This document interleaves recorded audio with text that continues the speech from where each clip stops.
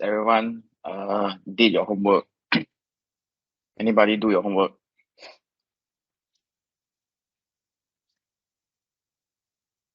Alright. Last week I got sent to you guys for the free code camp. Please do. Alright, let me open the curriculum. Right, so for the HTML, we already learned until we already can do until here. We already can do until here. Create the order list. Right, please get it done if you haven't done. And for the CSS part,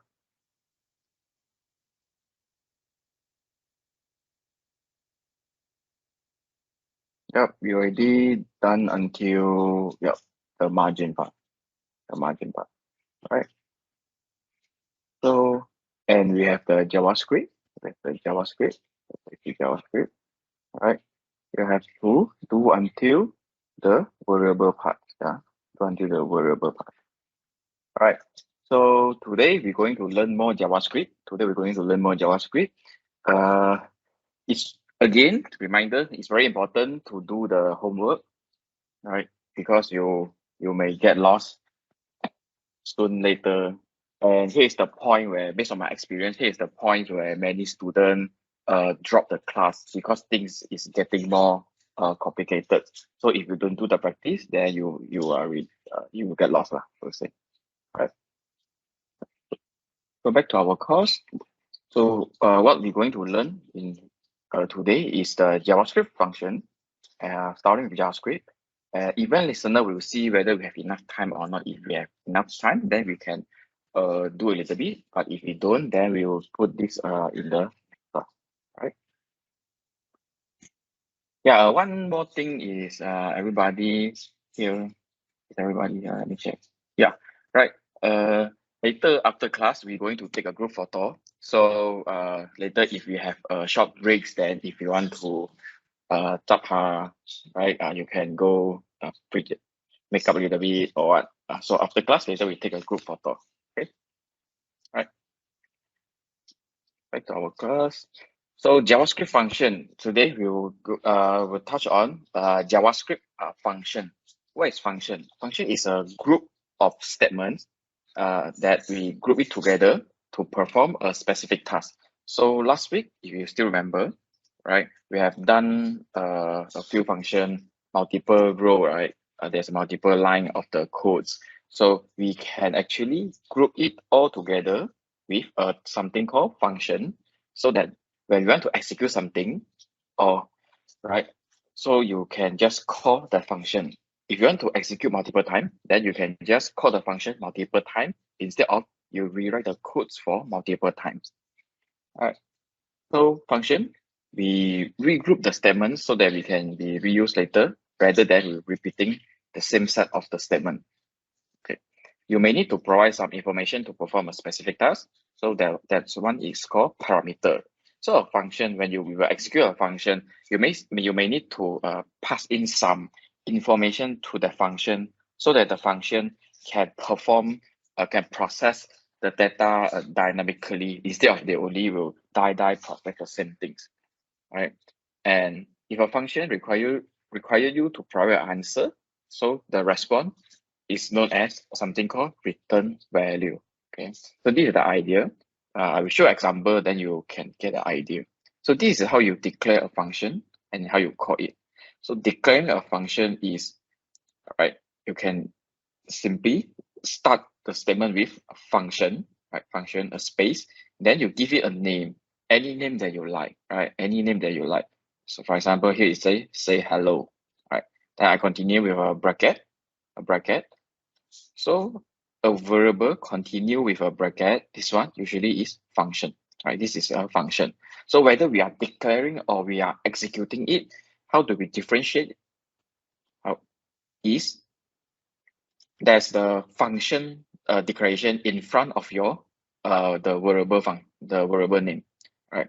So if there is no function in front of it, that's mean is executing. If if there's a function keyword in front of the function name, right, then this one is declaring a function. So after the bracket, after you put the name and the bracket, you continue with a curly bracket. So this curly bracket, the open curly bracket and the closing curly bracket, this one is to wrap all the statement that you want to execute in the function. Okay, all right. So for example, this is the most simplest function.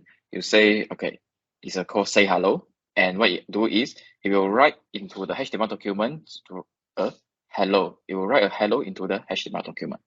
Right. So if you declaring the function, it won't do anything, but if you have to call it, you have to execute it, then it will only perform what is has been set inside the function, right? So this is called a JavaScript function, and this is the format. Must remember, this is the format. So this is two different of function. This is we pass it. Okay, compared to the last one, right? This is say hello. We pass this empty string, but this one we can pass in a parameter.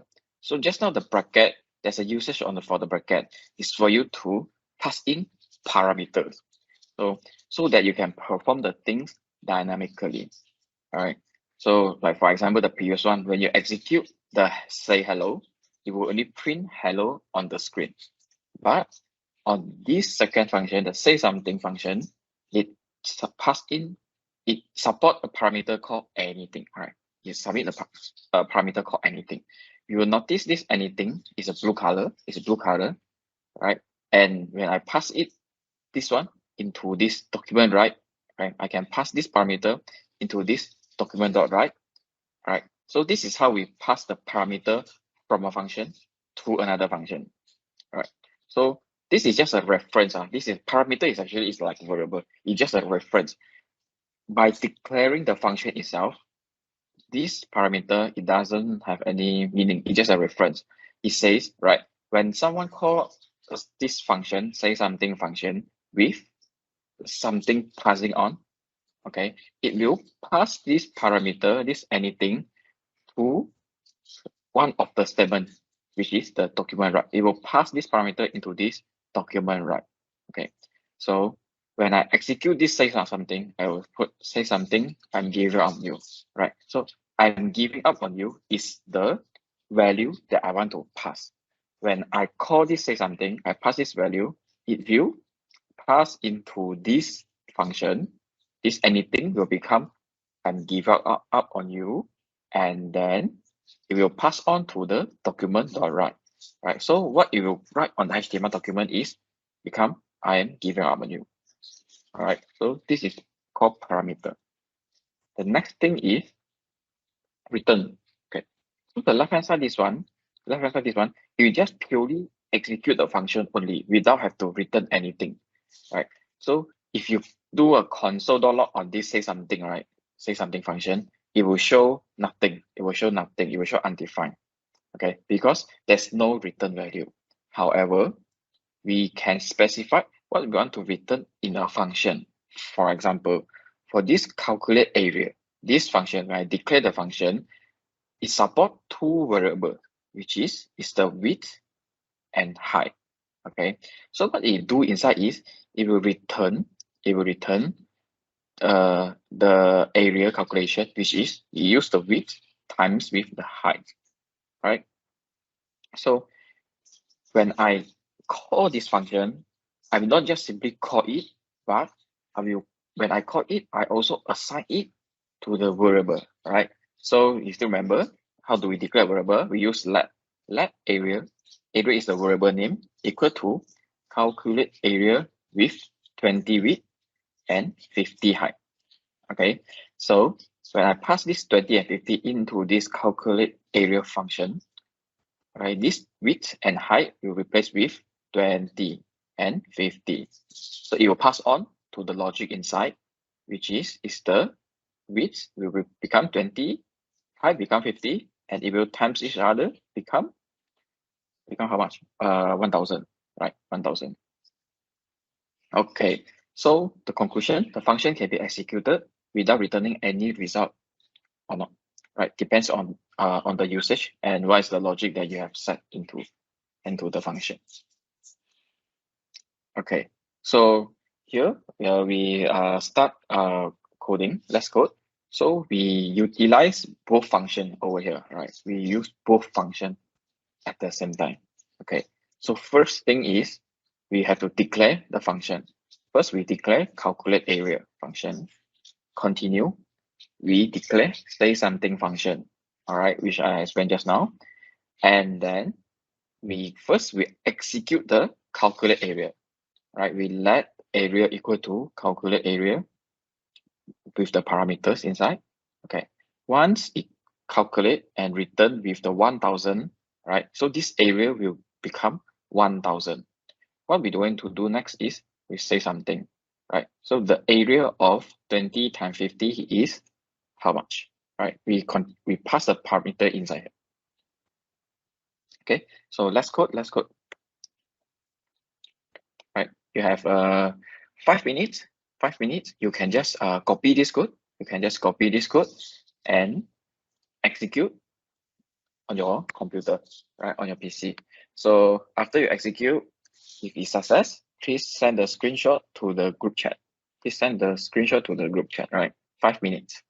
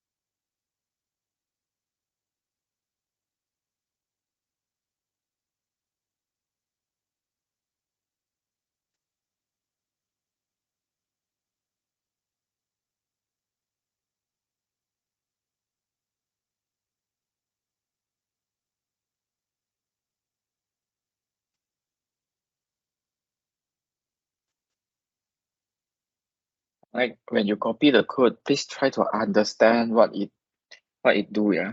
Please try to understand it.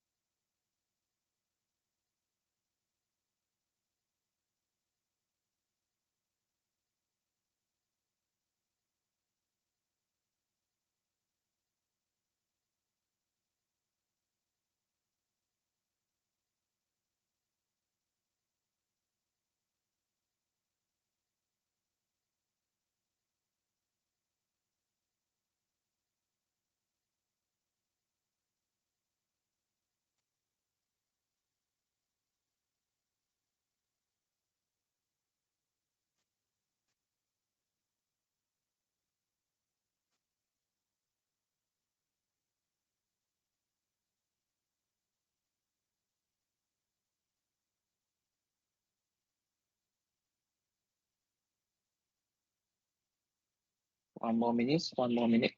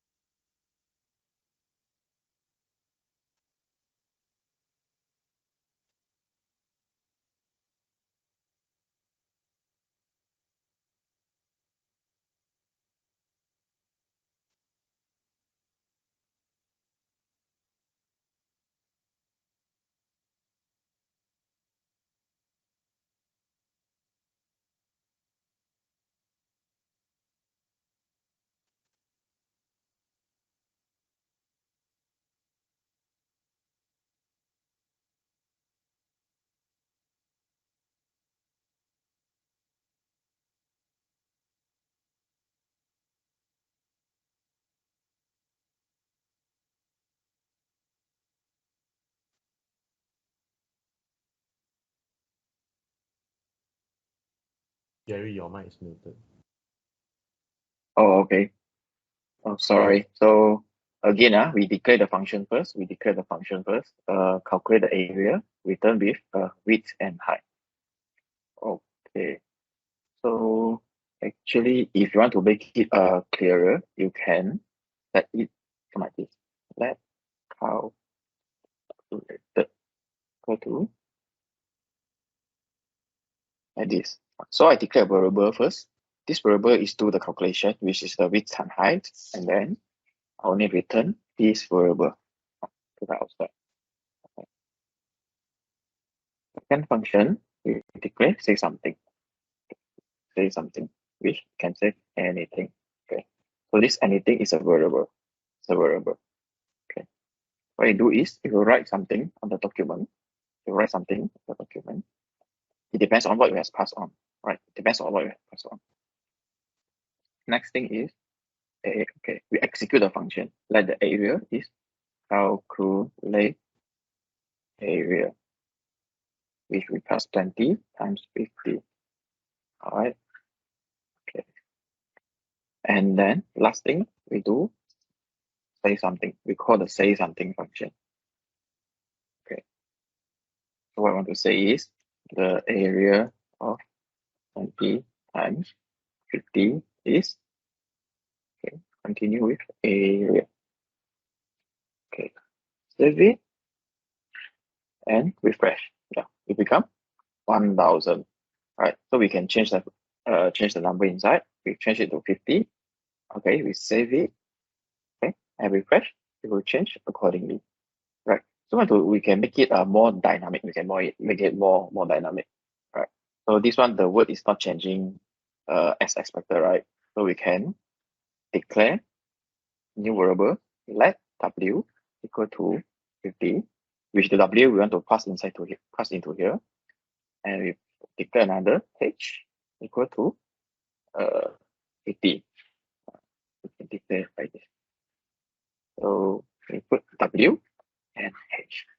So this is how we play around with the variable. So over here, we have to replace this 20. It was hard coded. So I replace it with the variable. The area of. Okay, I continue with the variable w. Okay, and then times. Okay, I replace it with the variable again. Right, h. Okay, I save it and refresh. Yeah, so it will change accordingly. Okay, so I try to change again. This 50 I change to 120. Right, save it and refresh. It changed accordingly. Both here and here, it will change accordingly. All right. Okay. So this is how we get the things done. Okay. So why we do this is later we will learn how to replace this 50 and 120. Currently we are hard-coded here, right? So later we will learn how do we get this 50 and 120 from the input of the HTML, so that the user can just enter anything in the screen in the website, and your JavaScript will calculate and return the numbers accordingly. Right? Okay, so let's continue. So next thing we're going to learn about the function. The last thing about the function is something called, we call it callback. All right, callback. So this is actually is under considered as an advanced topic, but I will just give you guys a brief idea first. It may become a bit very complicated. If you don't understand, please don't shy to ask any question. Yeah, please ask. Yeah, please stop me if you got any question. Okay, what is a callback? A callback is a function, okay, that pass as an argument to another function. Sorry, let me check myself. All right, so this technique allows a function to call another function. Okay, so it's a function. So you call a function from another function. All right, but a little bit of a special is, okay, it also can pass a function as parameter. So what we have learned just now, right? The parameter that we pass into a function is actually a numbers or a string. This one is a string. Okay, it's a text or it's a number. But a callback is actually something we pass a function as a parameter into a function. So that when the callback function, which is a function that has been passed into a function as parameter, can be run after another function has been finished executed. So JavaScript has many methods that come with a built-in callback, built-in callback function. So why I have to let you know the idea of the callback is later we will touch a little bit on it. We will use it later. Right? There's a one topic we're going to use it later. So now we have to give you an idea first. Right.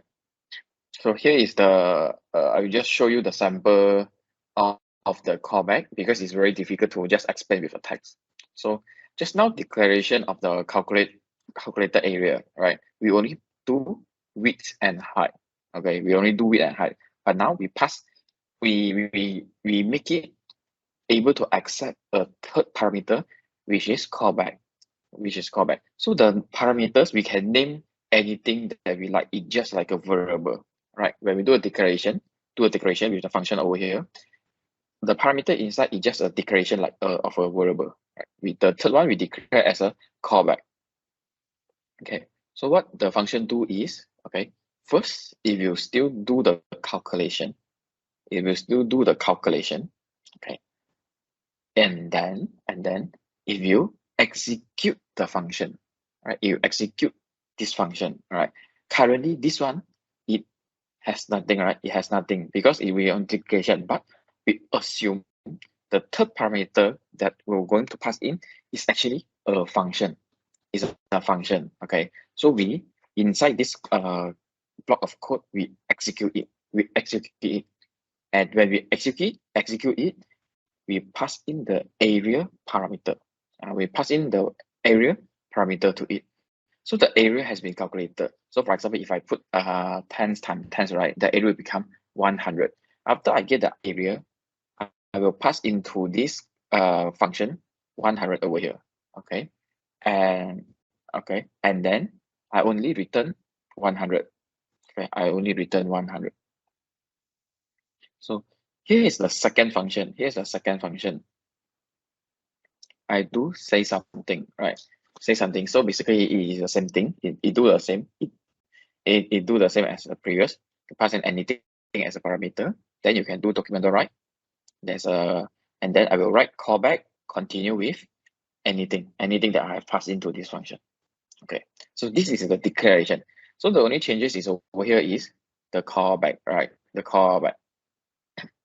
Okay, this is the callback. So how do we use it? There's a two way to we use it.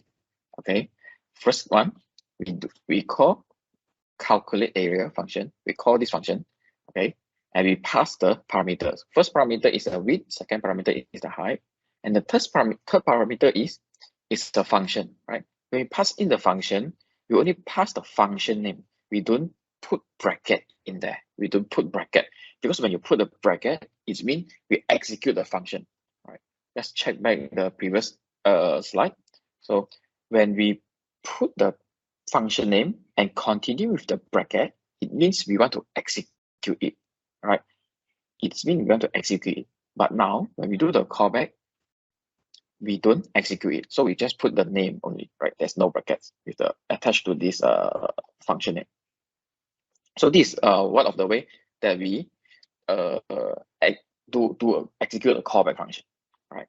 The second one is, okay, we don't declare to say something. We don't declare say something, right? Because this basically do the same thing, right?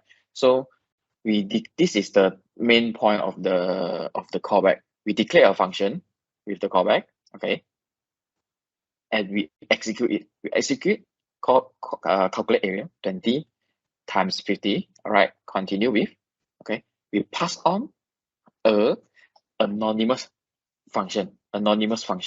So this function basically, you can see, except the name, it don't have a function name. It don't have this say something, a function name. The rest is actually the same. Oh, sorry, there's a typo over here. The rest is actually the same. Just let me do a quick correction.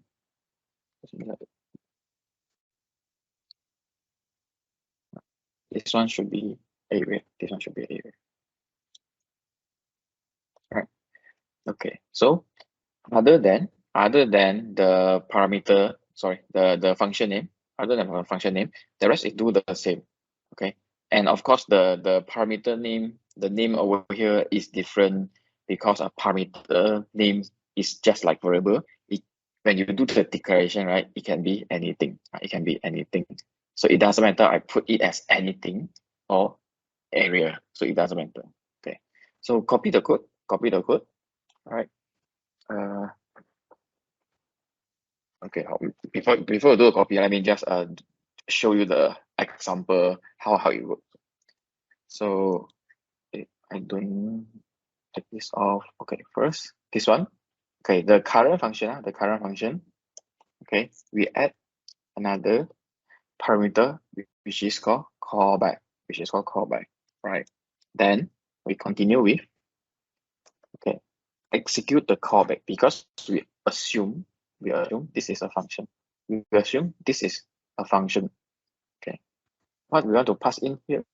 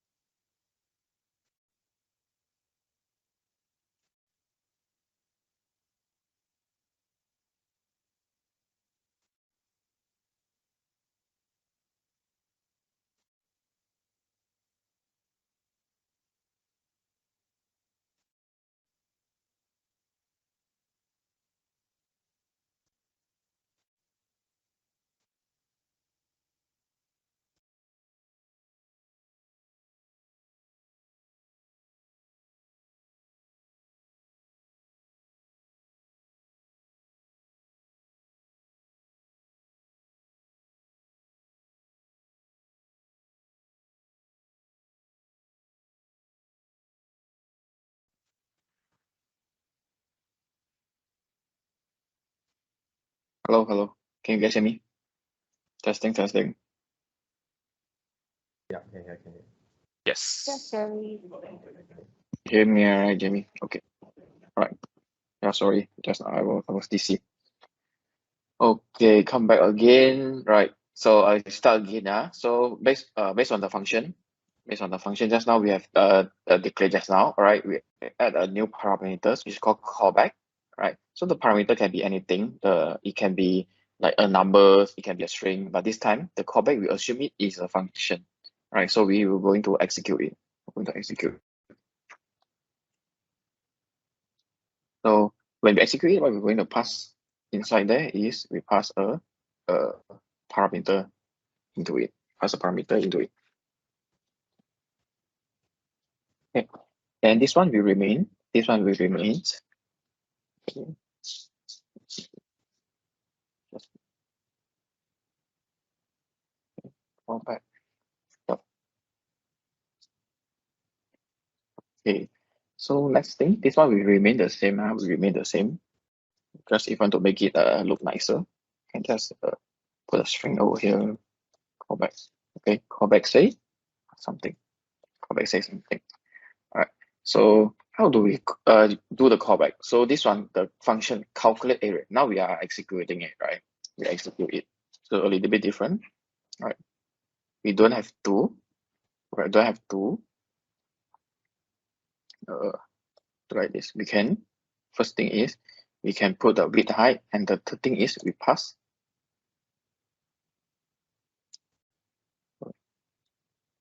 We pass say something. This is the say something, right? We pass say something into it, but we don't execute. We don't put the bracket. We don't do like this. We don't do like this, right? This is not what we're going to do. We just put the say something, right? Save it. Okay, and we'll refresh the page, right? Yeah, so it works, right? So you see, one line of the code, one line of the code. So the callback, how it works, calculate area. I execute the calculate area. I pass in the width and the height, which is 50 and 120. Continue with say something function. Say something function. So I only pass a function, so I have to. So I just put the name because I'm not executing it. So here will come to here, right? So we're executing this. This will we get 50. This one we get 120, and this one we get say something function, right? Okay, and it will do the calculation. So 50 times 120 becomes 6,000. And after it get the answer, it execute this callback. This callback, which is a say something, right? So when he execute, it pass the 6,000 to this callback, which this callback is actually the say something, right? So the say something will do, okay, document dot write, okay, callback and say, okay, 6,000 like that, right? So this is how the callback works, right? So this is the method one. This is the method one. The method two is we use anonymous function. Anonymous function. So you say, I want to declare this one like this, very mafan, right? I don't want to declare. I don't want to declare. Guys, by the way, this one, the green color, it become green color. This one we call it comment. We call it comment. So how do we do comment is we actually add a double slash at the beginning of the line, then that code will become commented. Commented code means this line of code that we just want to, where we are not doing anything on it. The JavaScript will just simply ignore it because it is a comment. Okay, we will just comment the code. All right, I comment the code means this one is not working anymore. So I will say, let's say it's very mafan. I want to declare a new function. So I just pass in a anonymous function here, right? Anonymous function. Then basically it do the same thing over here. Do the same thing. Document dot write. Document dot write. Okay. So to differentiate, I put small letter callback. Callback plus a here. Right. This name can be anything. It can be anything. So I refresh, so you can see it becomes small letter callback with 6,000. So basically it serves the same thing. It serves the same thing. All right. So I can just rename this one to anything because this is a parameter, so it doesn't matter. Right. So like I can rename it to anything again. Rename to anything again. Yeah. So it's still work. It's still the same. Right. So this is callback, right, guys? So this is callback. Okay. So you have 2 minutes to copy the code. You have 2 minutes to copy the code.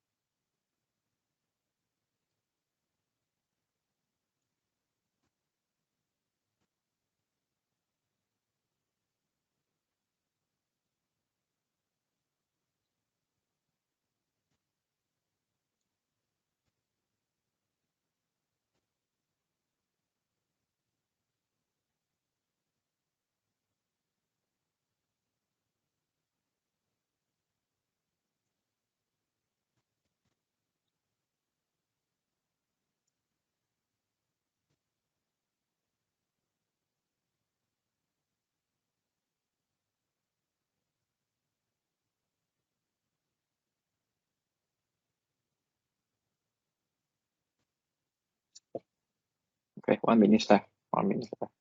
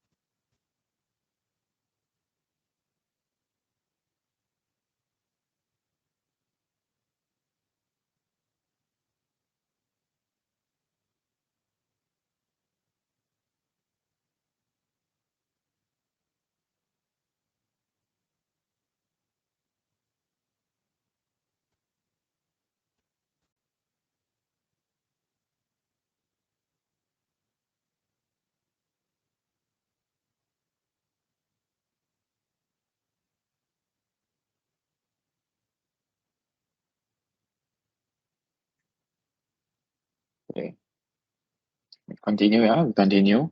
So continue with. Okay, now that's one end of the function already. We continue with more variables. More variables. Okay, so last time we have learned there's a few type of variable. One is string, another one is number, and the third one is boolean. Right. So today we're going to learn is a array, and object, array and object. Right. First thing, array. So what is array? Right. Array is like we are used when we want to store a list of something. All right, a list of the value that may be related to each other. Okay, and you can mix different data types into a single array. But usually we only mix the same type of the data type. The data type inside array. We don't mix. We don't mix. We just put the same data type. Or the worst, right? We only like mix between like string and the numbers only. But we usually don't mix with like string with boolean like that. Okay. So here's the sample of the array. Sample of array. You can see. Okay, we declare a variable colors and we assign it with square bracket. Okay, the value start with a square bracket. Okay, inside a square bracket, you can put multiple thing, right? Multiple thing, and everything inside you separate by comma. You separate by comma, so you can see actually it's a list of the colors. First one is white color, second one is black color, and third one is a custom color. All right. So how do we access the item? Okay, from the array. Okay, this is how we access. We put the variable name, continue with the square bracket, okay, and inside we put the index, right? We put the index inside. So here's the important notes in the array. So how do we accessing in array? Okay, so you can refer to an array element by referring to the index number written in the square bracket. Okay. Important things, the index in the array start with 0. The index in the array start with 0. So how to access the item inside is we put the variable name, square bracket, and inside we put the index number.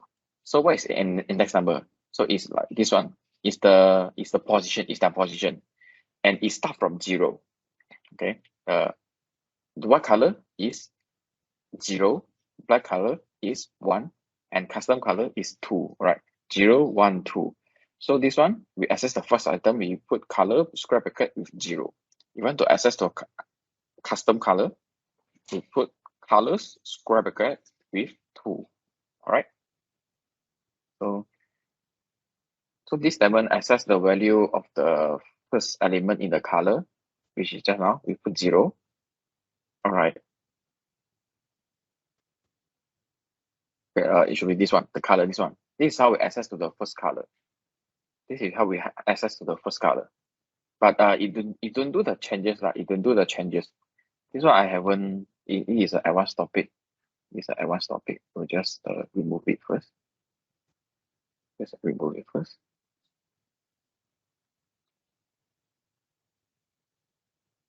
Okay. Right. So colors 0, right? This will get the first item from the array.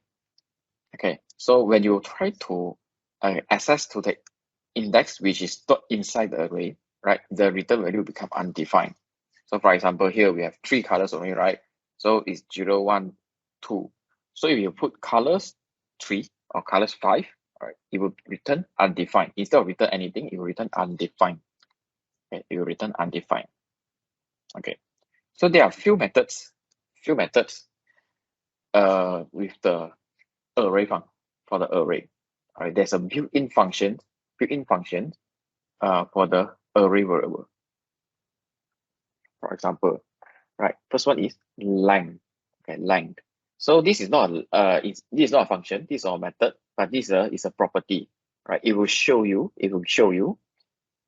how many items is in the array. So there's a three item. We use color dot length, all right, we access to one of the property inside. Okay, it will show you 3. It will return you 3. The total colors, it will return 3. Right. So the second thing, this one is a function with bracket. You see with bracket, this one is a function. So push. Okay. So this one is a function. It will add one or more elements to end of the array and return the new length of the array. Right. Okay. So for example, we can do a color dot push. Okay, we push something into this array. We push. You imagine we push, right? We push something over here. So we push the pink color. So this array will have 4 items inside. When you do the console dollar on this variable, it will show white, black, custom, and pink color. All right. The next one is pop. So pop, it will remove the last element from the array and return that element. Okay, we will remove the last element from the array. So this is the example, colors dot pop. Okay, which just now we already push the pink color inside, right? Push the pink color inside. This pop, it will remove it from last item. So we remove pink color from the from this colors array. Right. When you console dollar again, it will become only show 3 colors. Okay. Last thing. Okay. It's called for each function. For each function, it will loop through every element from the array. Okay. And when it loop into that element, it will perform a callback. Right. This is why I want to have to teach you just now what is callback, because here we're going to use it. Right. For each, what it will perform is it will loop through every element from the array, and every time it reaches the element, we will execute a callback. So this is the example. Okay, colors dot for each. So when I execute this for each function means I want to go through every item of this array. Okay, so here it accepts a anonymous function. It will accept an anonymous function. So what it will do is this anonymous function, it will pass the current item. Because I will loop through every single item, right? So every time it execute this anonymous function, it will pass the current item to this function for me to do the execution, right? Okay. All right. So I will just do a quick demonstration on this first. All right. As you maybe get confused. Okay, first I declare colors. Right. Let me just zoom in.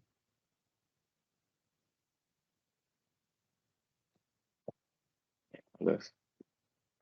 Okay, first I have white color, black color, and custom color. Okay. And then, so first thing, I will get the length of the array. I will get the length of the array first. So let total colors equal to colors dot length. You see, it will auto-complete. It will become auto-complete.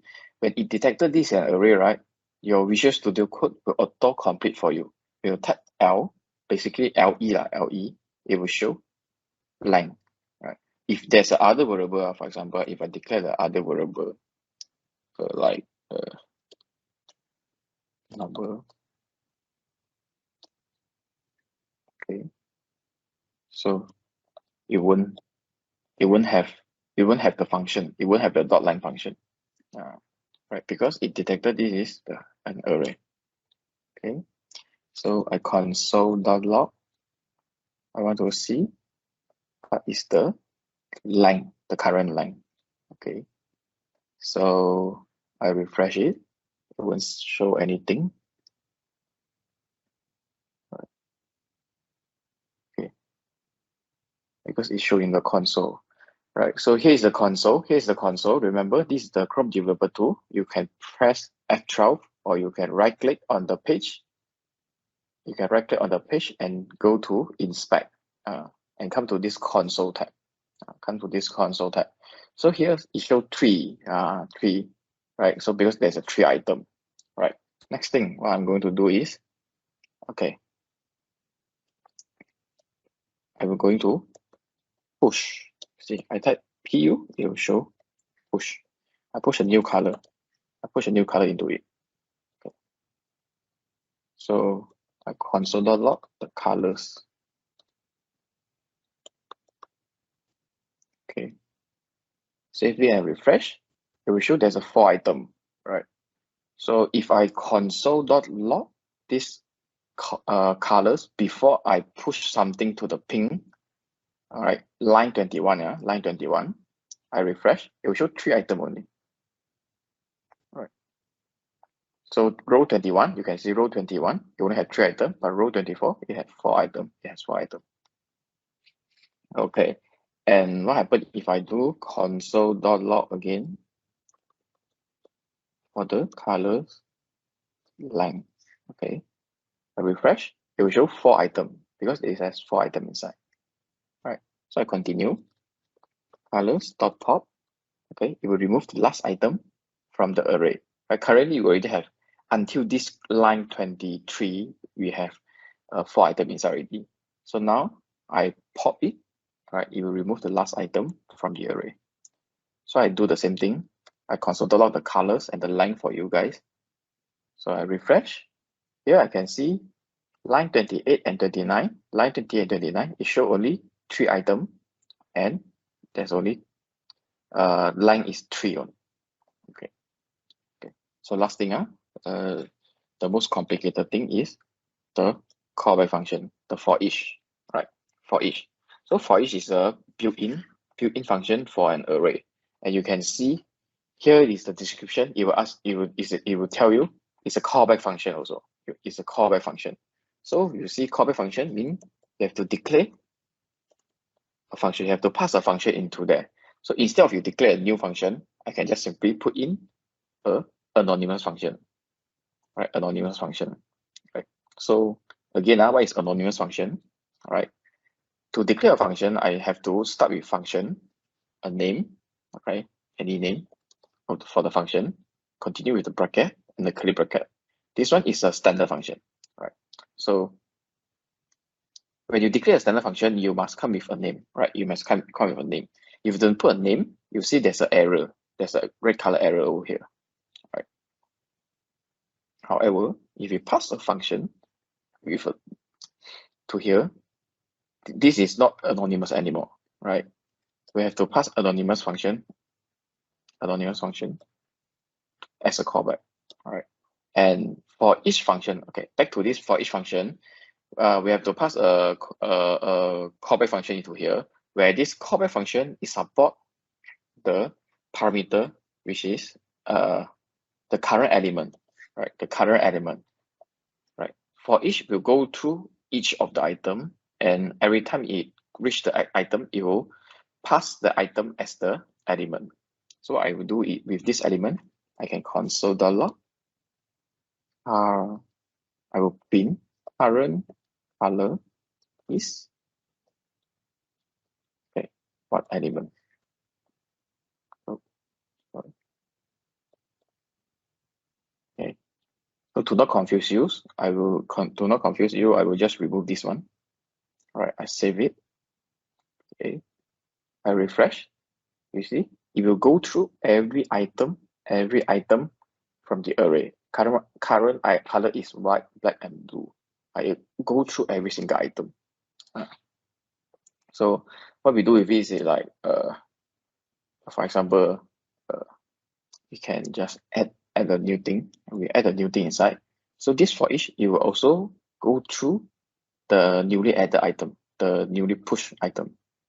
So I refresh, you can see the pink color has been pushed, will appear over here. So this is for each, right? So this is for each function. Okay, right. So we back to our PowerPoint. So here we let's code, okay, with the array. So your current exercise is we create the array function, right? We create an array, okay, with 4 places that you have visited, right? Any 4 places you have visited, okay, and then print the second item inside the array. So this one is just a sample code from the previous slide. It's a sample code from previous slide, right? So here is your exercise. Okay, create an array. You declare array, let like places equal to 4 places. Print the second item inside the array. You console.log the second item here. So second item, as in you have to use the square bracket to access the second item. Yeah, I'm not asking you to like console.log bracket with the black color like that. It's not like that. Yeah. And then print the numbers of the item inside the array using the appropriate method. Right. So print the line of the array. Last thing is, okay, you print every item, okay, into the console using the for each callback function. So this is a sample code. Now you have 3 minutes to create. Okay, basically is almost the same thing. It's almost the same thing. It's just you change it to the places that you have visited. Right? Please change the variable name as well. You don't put let color equal to Kuala Lumpur, Langkawi, Pulau Pinang, Sarawak. Change the variable name as well. Right? You have 3 minutes. If you have done, send the screenshot of the console to the chat room.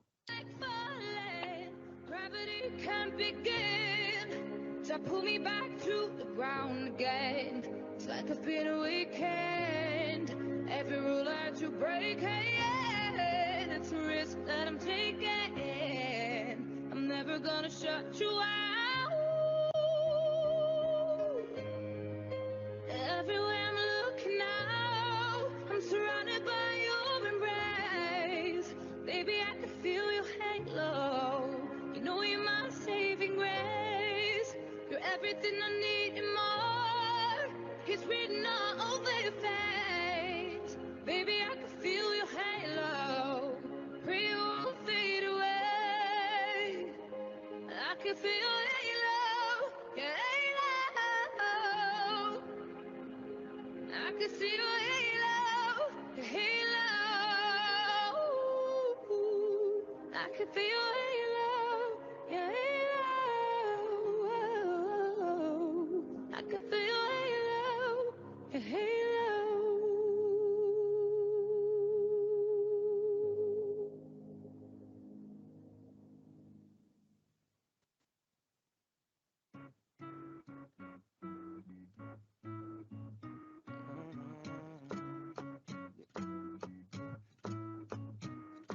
The club isn't the best place to find a lover, so the bar is where I go. Me and my friends sat at the table doing shots, drinking fast, and then we talk slow.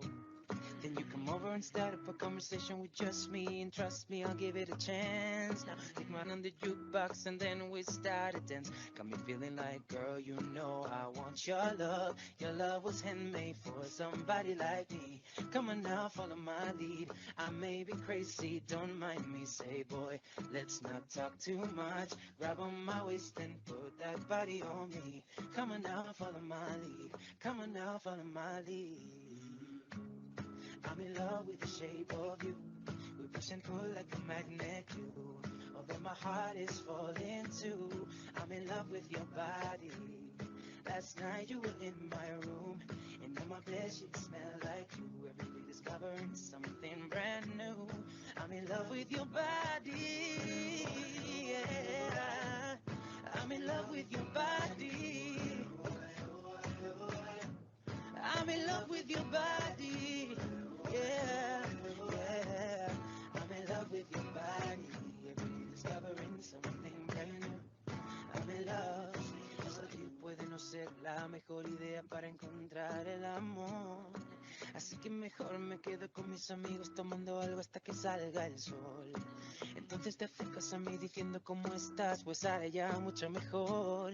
Me agarras bien de la mano, dedos al piano, mientras que canto esta canción.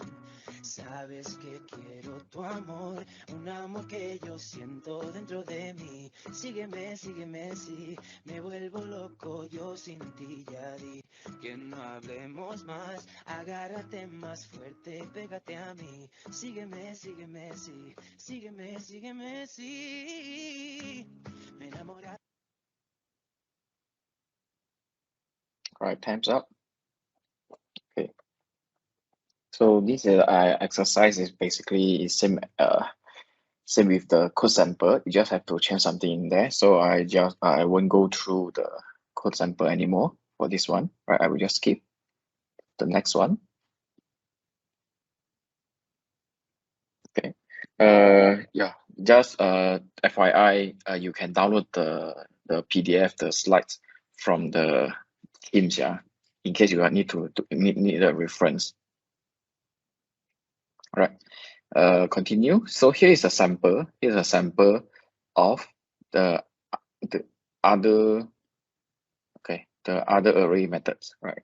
There's still got many methods for array. Okay, there's many methods. Concate, which you will join multiple items, all the items in the arrays.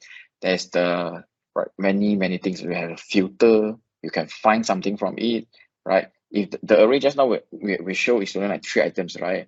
In the real world, when we practice, when we the programming, it actually you can have thousands of the item inside. So you need to use the filter function, or you have to use the find functions, right? Or you can use the join. You can join two array together. All right. Okay. So here is the second page of the other methods, right? Dot length, you can see dot length is one of it just now. It shows, right? And dot push we have learned just now. Okay, so there's a many functions. So what I have introduced just now is just a very common function for you guys. Okay, so this one for you for your own practice. Okay, you can refer to the W3 schools, right? If you want to understand more. Okay, so next variable is object. Okay, I have to speed up a little bit more. Object. So okay, so object is a group of the variable. Okay, it's a group of the variable and functions. Okay, and we create a model of it. Okay, we create a model of something that can be recognized from the real world. Okay, so if a variable is part of an object, okay, if a variable is part of an object, we call it as property. Okay, if a function is part of the object, okay, we call it as a method. Okay, so the object, okay, is wrapped with a curly bracket. Right? Object is wrapped with curly bracket. Just now that one was wrapped with a square bracket, right? This one is curly bracket. So inside the curly bracket, we always come with a key value pair. For example, it's like a name, right? It's a key, and I have a colon, and continue with Jerry, right? Jerry is a string. So the name is a property, which is the key, and Jerry is the value. So we call it key value pair. All right. Each property value separated by comma as well. So just now array is separated by comma. The object will also separate by comma, right? So here's the sample of the array. For example, I create a profile. All right, object. Okay, so equal to, you see, I wrap everything in a curly bracket. I wrap everything in a curly bracket. So I continue with it's just like declaring a variable, but instead inside we don't have to put let again, right? It will straightforward start with the name of it, right? Name, okay, and Jerry, then continue with age 20, status, had dinner, default weight. All right. So here is the standard variable we have learned previously, which is the string and the numbers, right? Very straightforward.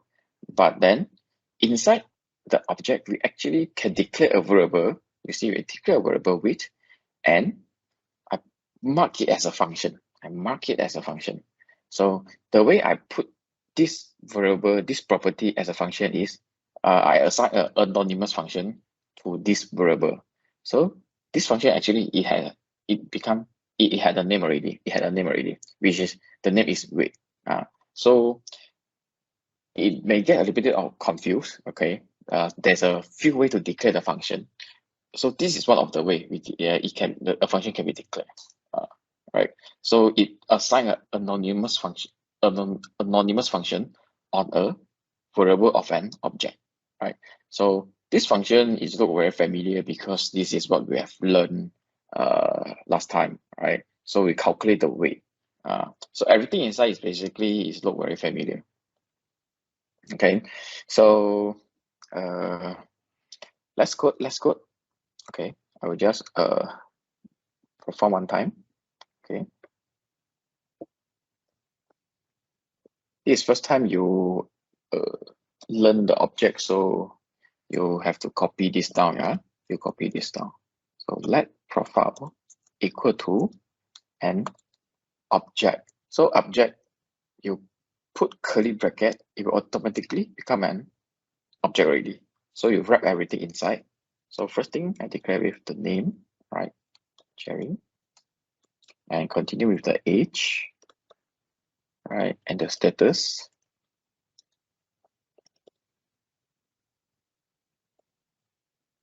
Whether I had my dinner or not. Have my dinner or not. So I put it as false. So I had a default weight, which is 50. Okay. All right. Until here, it's just a normal declaration. It's just like the variable. It's normal variable. It's just like outside you declare everything as a single variable. Let name equal to Jerry. Let age equal to 20. But in this object, name colon Jerry. All right. Age colon 20 like that. Okay. And continue a function.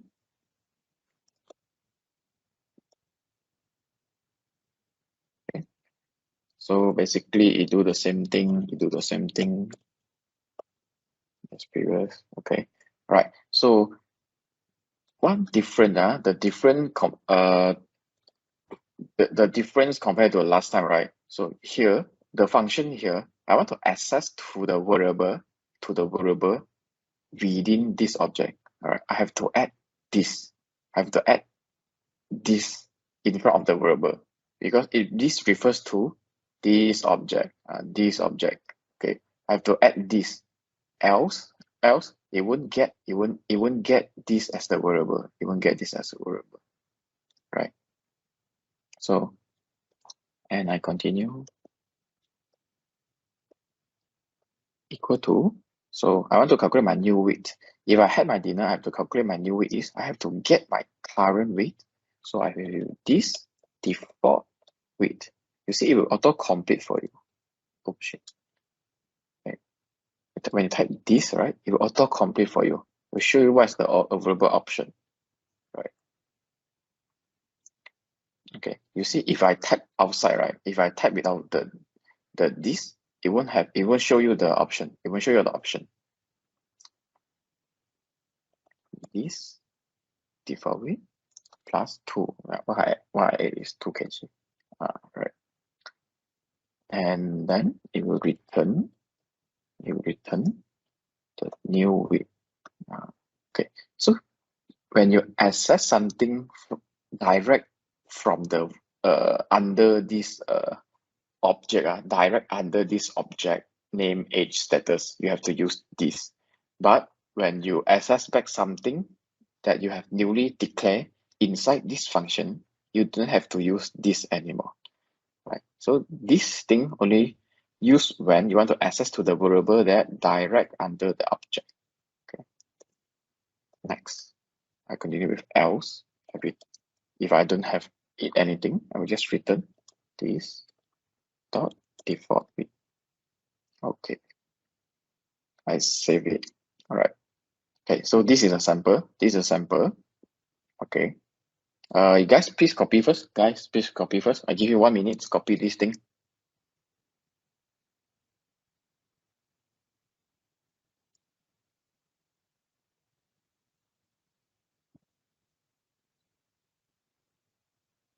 Because we're going to use it later. We're going to use it later.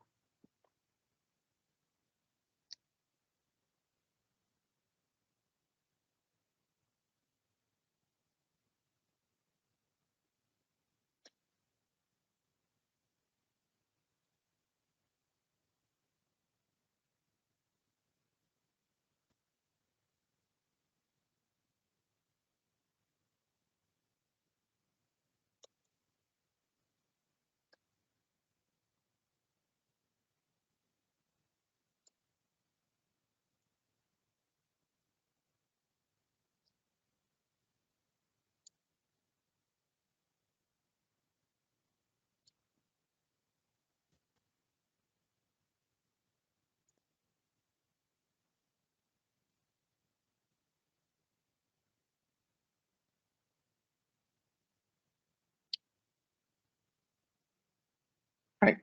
The following one is how you access to the value of the variable. Right. Okay. Everybody done, yeah?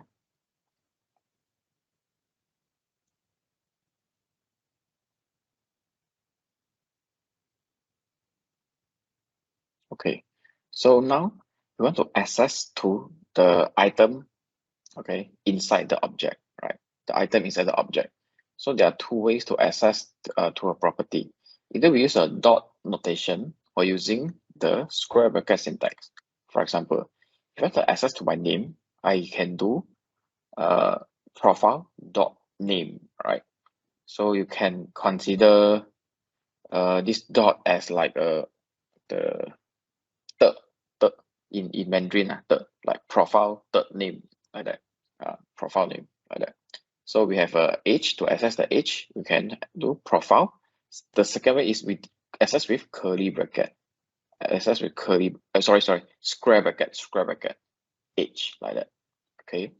Or the third one, and the third one is we want to execute the function. Okay, we can either use profile square bracket with the weight and put the bracket. Remember, we put bracket means we want to execute it, right?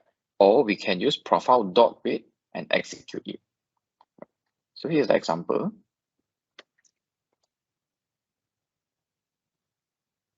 Here's the example. So profile dot name line 32, you can see it shows Jerry, and line 33 profile age. I use square bracket with continue with the code, right? Age will become show 20, all right. And last one, I want to execute the function inside. So I put profile dot weight, continue with bracket, means it will execute the function and calculate accordingly. So for example, I change this to true. Okay. So you calculate as I have had my dinner. So I plus 2 kg, it becomes 52. Okay. I change it back to false. I save it and refresh, it becomes 50, right? So this is how you access to the variable, the property of the object, and how do you execute the function over here. All right, this is the sample. Alternatively, I can use square bracket to execute the function. All right, it's either dot or square bracket. Right, I save it. It's still same, you see. I refresh the page. It's still same. It's still working. Right. So this is the example, right, how we access to the object. Okay. Next one, updating the object, updating a value of it. I want to update something. Okay. So to update the value of the property, we use dot notation or square bracket. Okay. However, to create a new property, we must always use the square bracket instead.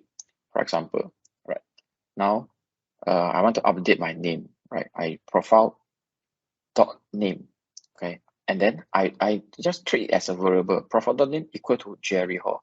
It was Jerry. Now I replace it with Jerry Hall, and the age I replace with 25, right? And I update my weight, default weight, and this one, the height, it wasn't in my object. It wasn't in my object. So now I want to add a new property which is called height, right? So this is how we update an object. Before I do the console.log, I can do profile.name equal to Jerry Ho. Right. So if I don't assign anything behind, I don't put equal to Jerry Ho, means I want to access this one. I want to get the current value. But if I put equal to Jerry Ho, means I want to change, I want to update, I want to replace the value of this profile.name. Profile.name. Okay. So continue. I continue with profile.age. This time I use square bracket.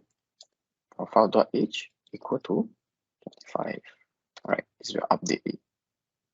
Okay. Lastly, I want to add a new variable. All right. I square bracket equal to 160. Right. Okay. I save it. I replace this with height. Okay. I replace it with height. I save it and I refresh. It will show, you see, updated. The profile name, it was Jerry. But then now I update it with Jerry Ho. So here it will show Jerry Ho. And the age same, 25. And new item is the height, which is 160. You see, if I don't declare, if I access to something that wasn't exist, right? It become undefined, right? It become undefined. So it was 160, now become undefined because I access to something that not exist. So here is how I add a new variable to this profile object. Right. I refresh again, it will show. All right. So this is how we update an object. Right. This is how we update an object. Okay. So your homework. Okay. You create a book inventory. So this one is just a sample of my code. Right. This time you have to create an object with below properties. Okay. A book. So I have a book name and the author. Pages, number of pages, okay, and inventory. So how much book left, okay, for this book. Okay. Next thing is you create two functions. One is cell function. So every time you execute the cell function, okay, you can call the cell. It's just like equivalent to this weight.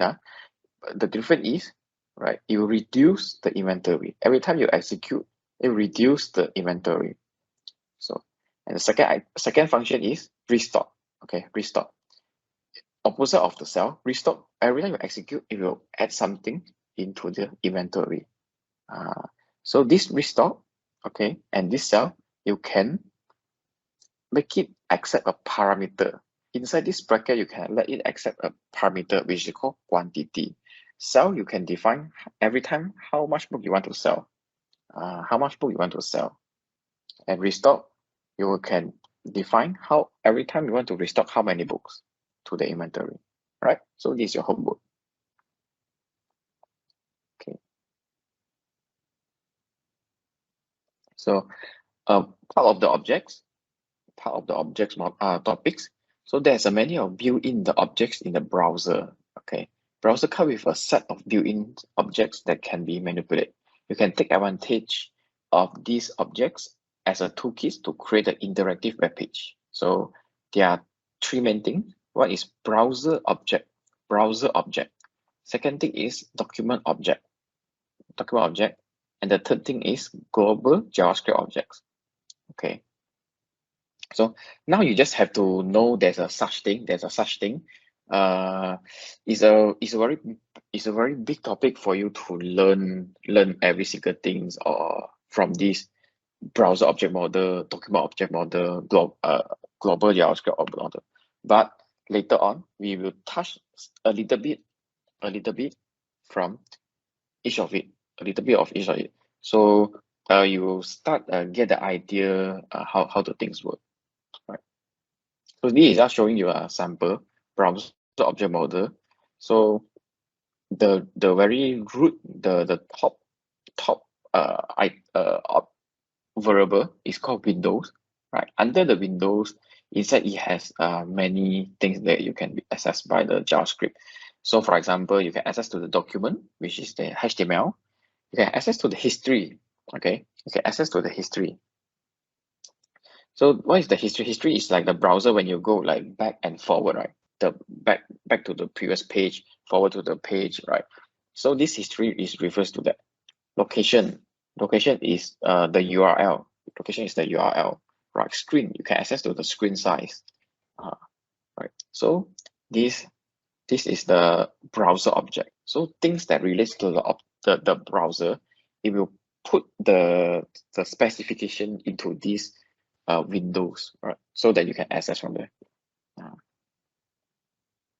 Okay, so here is the some other things. Here is some other properties that we can find from there, right? So you can get the inner width and inner height, okay? And this one, page x mean horizontal, y mean vertical. So you can see you already scroll until where. You can, this one for you to identify is scroll until where, right? Okay, and there's a history, location, and screen, which we have gone through just now. So here's some other methods like Windows.alert. Alert is the first time that we use, right? You still remember? It will prompt a message to the on the browser, right? Okay, it will prompt a message on the browser. So this one is the built-in function. These are the built-in function. Okay, next thing is document object. So document object basically is refers to the HTML. So this one later we will practically to use some of the function, right? Here it just give you an idea what is included. First thing is the HTML.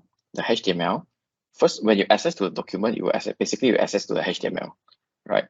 And then you only want to access to the body or the head, right? When you access to the body, then you can access to like the header element, paragraph element, or the div element, so on and so on. Right. Okay. So here's some example, some properties of the document. You can access to the title, the URL, or domains of the current website. Yeah, some of the method document.write, which we have used all the time, right? Write something to the HTML page. Here is the document get element by ID. This we will use many times later, right?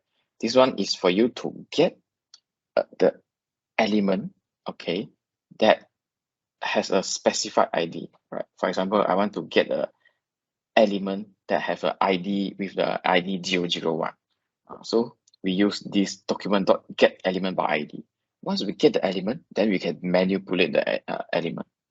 Right. So this is the document object. Document object. Okay. So here basically is the last topic of today. Date and time. Right. So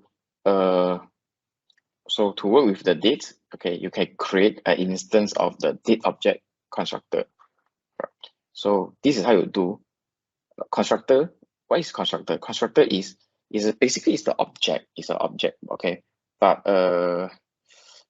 when you use it, you have to use with the new keyword, a keyword that called new, right?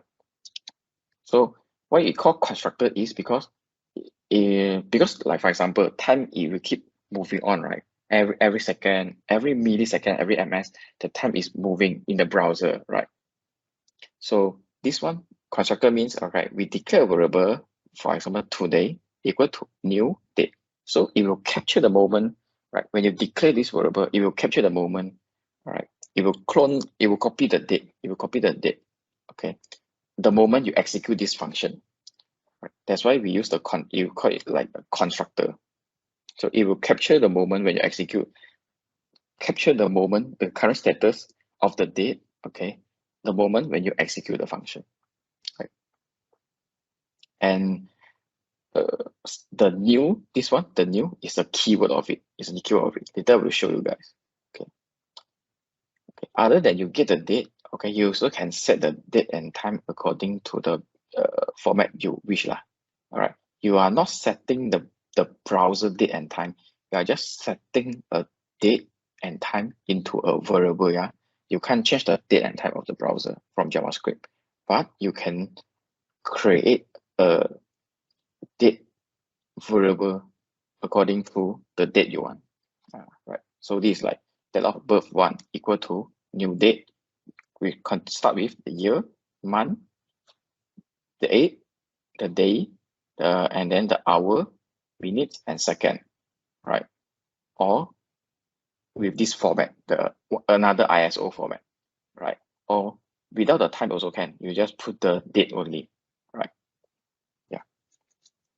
So it's a 3 way that you can declare the date. Okay. So here are some of the function that under this new date function, all right? The sub function of this date function, right?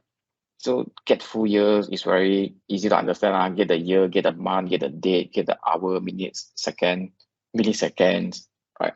But what we use the most is the get time. That's why I want to highlight this one, right?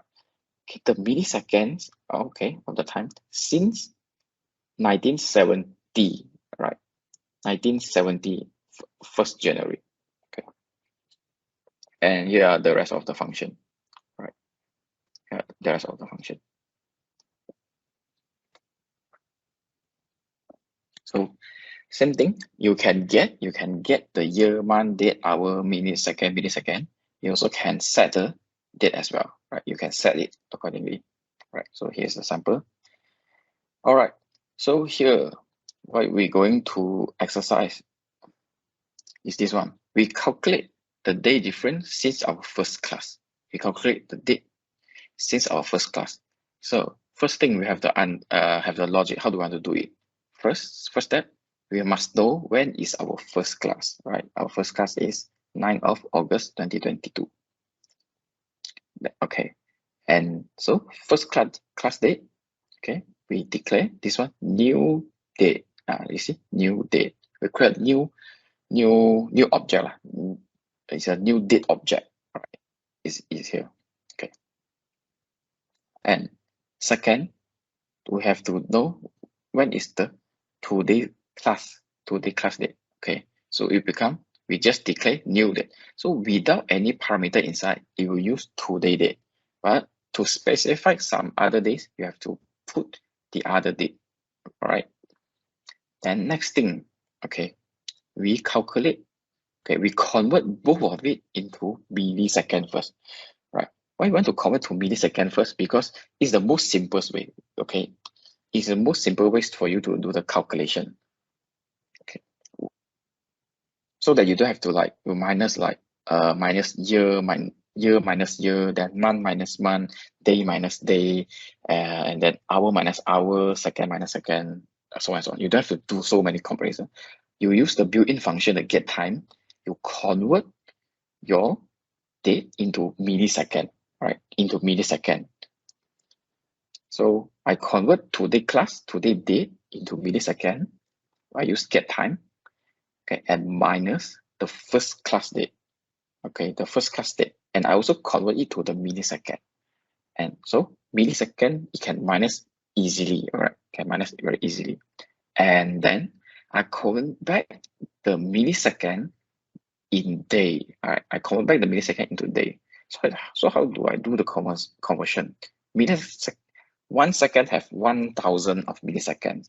So first I have to times 60 seconds times 60 minutes times 24 hours and times 1,000.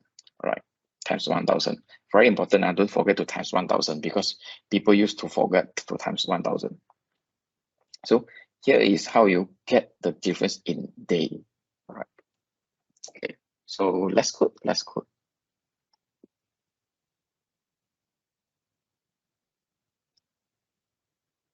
So let first class day equal to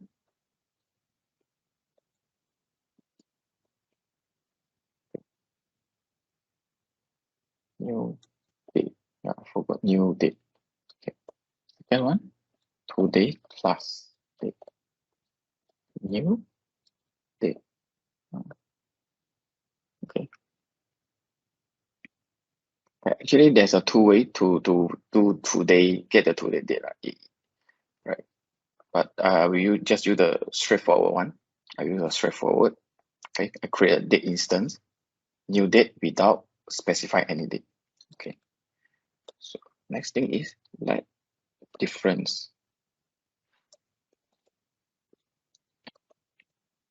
in MS equal to today class date, right? Because today date is always larger than yesterday or the day before yesterday, right?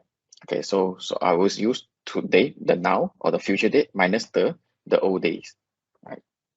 Today date, get time, and get a time in millisecond, and minus first class date, right? Get time. Okay. Until here, I can actually run a console.log first. Run a console.log first. Okay. Okay. I refresh. See. So last Tuesday is our first class, and today is the third class. So it's only like 7 days plus only, right? But we can see it will automatically convert the date to the millisecond, and they minus each other, and we get 7 days is actually equal to that much of the millisecond. That much of the millisecond. So next thing I want to do is let different in day. Okay. So I take different in MS, divide by, okay, 1,000 times 60 seconds, 60 minutes, and 24 hours. All right. Okay. Then I continue with, I print the things on my page. Difference in day plus, right, day since our first class. Okay. Right. So this is how we calculate the day difference. Okay. So I will just refresh. You can see there's a decimal, right? Because millisecond, when we divide, right, it will have a remainder, right? It is like around 7.5 days since our first class, 7.5 days since our first class, right? So how do we round this up? How do we round this up, right? So next thing we have to learn is the JavaScript mathematics. So there's four common methods, which is math.round, math.ceil. Math.ceil basically is round up, right? Next thing is math.floor, right? Math.floor is basically is round down, okay? And another common method is math.trunk. which is like 7.5, I will just take 7. So I don't do round up or round down. I will just take 7. So is regards to the 7.1 or 7.9, I will just take the 7. Take the integer of a decimal number. All right. So with this function, all right, I will just use the round function. Use the round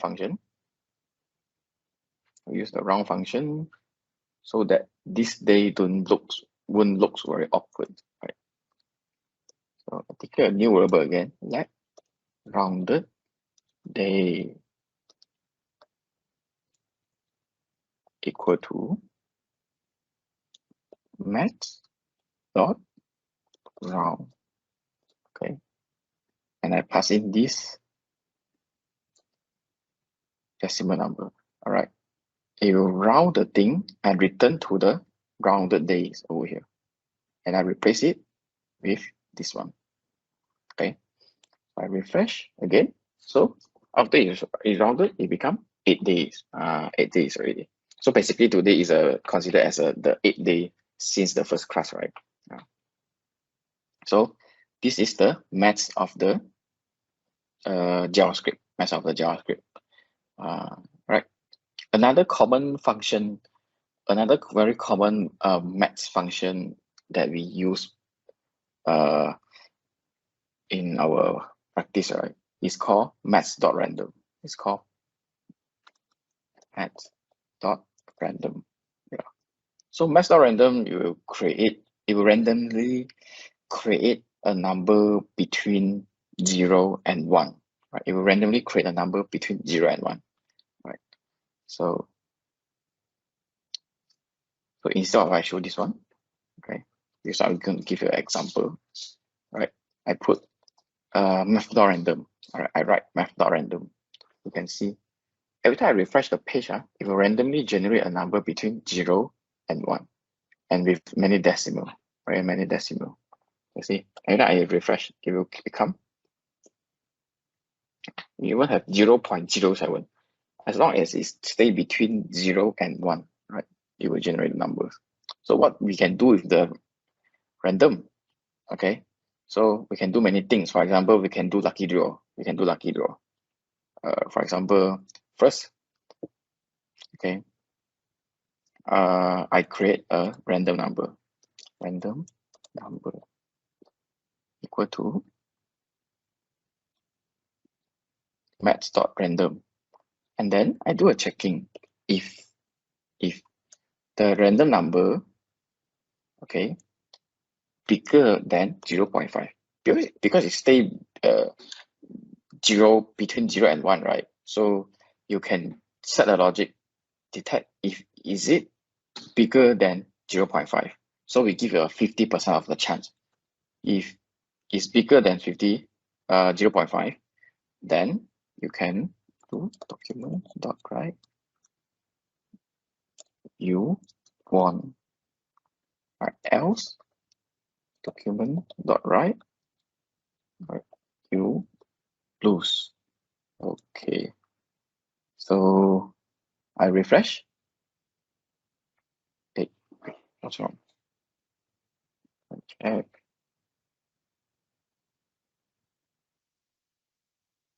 Oh, okay, I used the wrong variable. Sorry. Yeah, okay.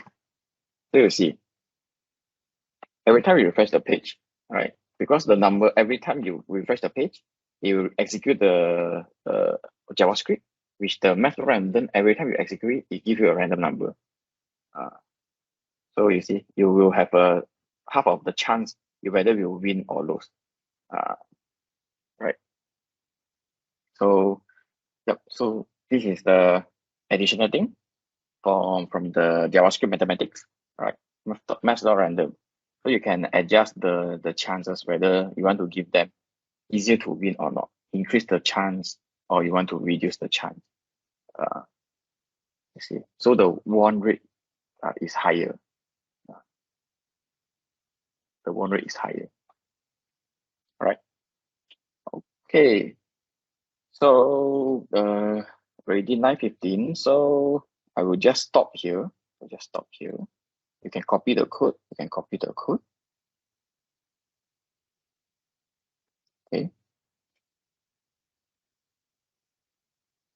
copy the code, and let's take a group photo. Let's take a group photo. Can everyone turn on your camera?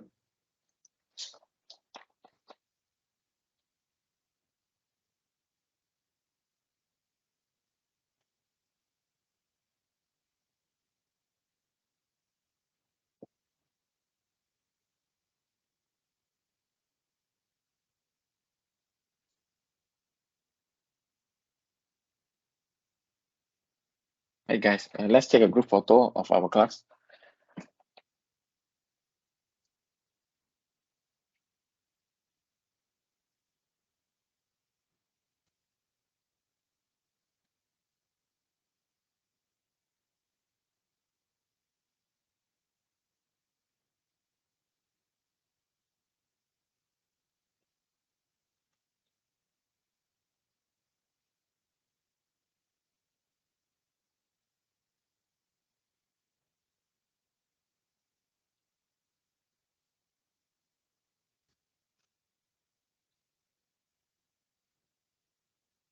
All right, later Jimmy will send the code to the group. Yeah.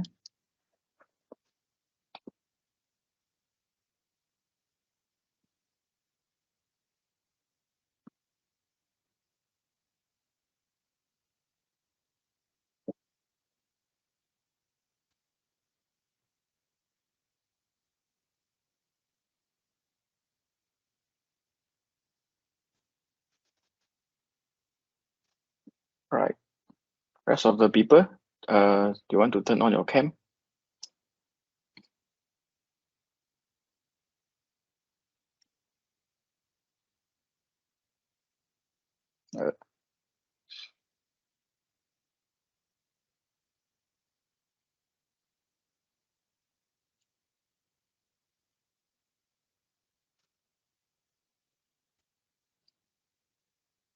Jimmy, can you help me to take the group photo?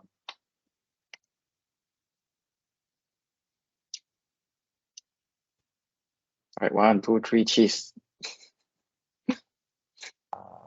Okay. My screen yet. Haven't yet. Evan. Okay. 1, 2.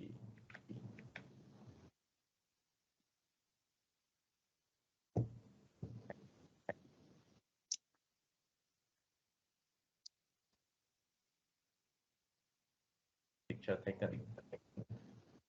All right. Thank you, everyone. Thank you, everyone. Right. So yeah, that's all for today. That's all for today. Okay. So remember, we have an exercise. We have the exercise just now.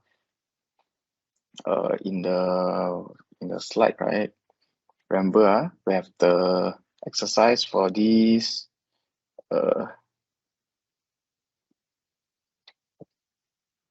This one, create a book inventory exercise.